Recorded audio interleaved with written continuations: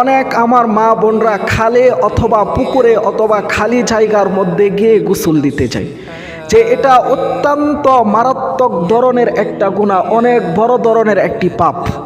যে সে ব্যাপারে আবু দাউদ শরীফের একটা হাদিস আপনাদেরকে আমি শোনাই, যে আয়েশা সিদ্দিকা রাদিয়াল্লাহু তাআলা আনহা থেকে বর্ণিত, যে তিনি বলেন, আমি নবী করিম সাল্লাল্লাহু আলাইহি ওয়াসাল্লামকে বলতে শুনেছি, তিনি বলেছেন, মা মিন ইমরাআতিন তাখলাউ সিয়াবাহা ফি গায়রি বাইতিহা, যেই নারী তার নিজ ঘর ব্যতীত অন্য জায়গার মধ্যে কাপড় খুলবে, অর্থাৎ যেই নারী তার নিজ ঘর ব্যতীত খোলা জায়গার মধ্যে খালি অথবা পুকুরে অন্য জায়গার মধ্যে গিয়ে গোসল দিবে, ইল্লা হাতাকাত মা বাইনাহা ওয়া বাইনাল্লাহি তাআলা, যে তার মাঝে এবং আল্লাহ তাআলার মাঝে কোনো ধরনের সম্পর্ক নাই।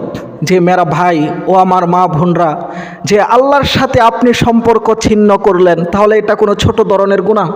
এটা তো অনেক বড় ধরনের একটি পাপ, যে অনেক মারাত্মক ধরনের একটি গুনাহ, যে আল্লাহর সাথে আপনি সম্পর্ক ছিন্ন করতেছেন। ভাবতেছেন কত বড় পাপ করতেছেন।